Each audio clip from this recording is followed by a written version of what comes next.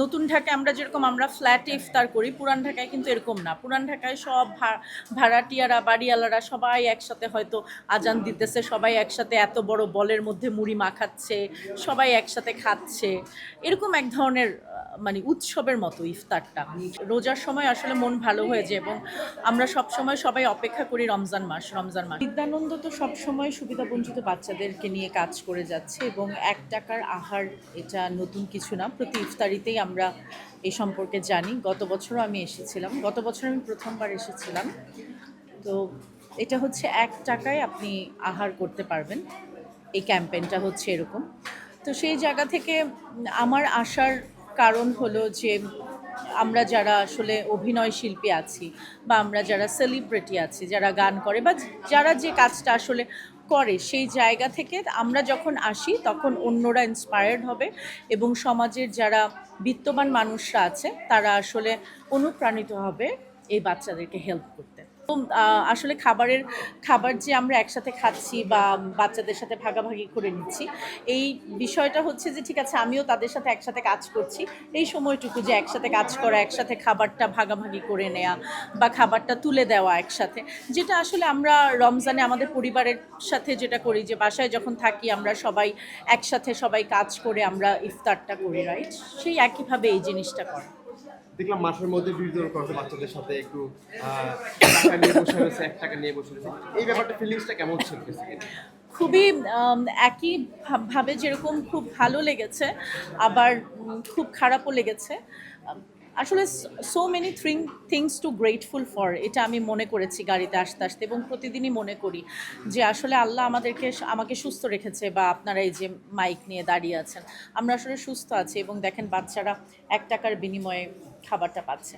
তো এই জায়গা থেকে আসলে ভেতর থেকে এক ধরনের কৃতজ্ঞতা আসে এবং মনে হয় যে অনেক কিছু করতে ইচ্ছা করে আর কি। এই সময় তো সব কিছু আসলে পরিষ্কার। আপনি যখন বড় হতে থাকবেন আস্তে আস্তে আপনার কাছে জীবনটা অনেক পরিষ্কার হতে থাকবে। আর জীবন যখন পরিষ্কার হতে থাকে তখন মন খারাপ হতে থাকে। যখন আমরা সব কিছু স্পষ্ট দেখতে পারি। তো ছোটোবেলায় তো আসলে কিছু পরিষ্কার থাকে না। ছোটোবেলায় সব সত্য মনে হয়। সব কিছু সুন্দর মনে হয়। তো এখন তো বড় হয়েছি, বড় হচ্ছি। এখন যা সত্য দেখছি সেটাও মিথ্যা মনে হয়। সো ছোটবেলার সাথে কিছুই মিল নাই। ছোটবেলার রোজার মেমোরিজ হচ্ছে আমি তো পুরান ঢাকায় বড় হয়েছি। আমার নানির বাসা পুরান ঢাকায়। সো পুরান ঢাকার বিষয়টা একেবারেই আলাদা। যারা পুরান ঢাকার আছে তারা জানে যে পুরান ঢাকায় আসলে আমরা শুধুমাত্র নতুন ঢাকায় আমরা যেরকম আমরা ফ্ল্যাটে ইফতার করি, পুরান ঢাকায় কিন্তু এরকম না। পুরান ঢাকায় সব ভাড়াটিয়ারা, বাড়িওয়ালারা সবাই একসাথে হয়তো আজান দিতেছে, সবাই একসাথে এত বড় বলের মধ্যে মুড়ি মাখাচ্ছে, সবাই একসাথে খাচ্ছে। এরকম এক ধরনের মানে উৎসবের মতো ইফতারটা। সো আমি তো নানু বাসায় বড় হয়েছি, মানে আমার পুরান ঢাকায় বড় হয়েছি। তো আমার ইফতার, ঈদ এগুলো খুব অন্যরকম।